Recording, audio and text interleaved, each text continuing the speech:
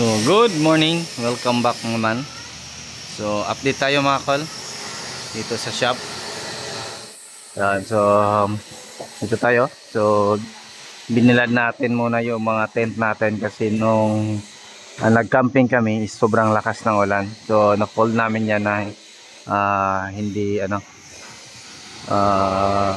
hindi tuyo.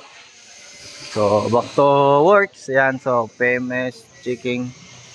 And dito, so check up natin yung pick up type. Ayan, so meron din PMS, retouch. And update namin kayo sa ibang unit mamaya. Then yan, dito meron tayong niready natin para aircon na lang yung kulang, tent. Tapos patapos na.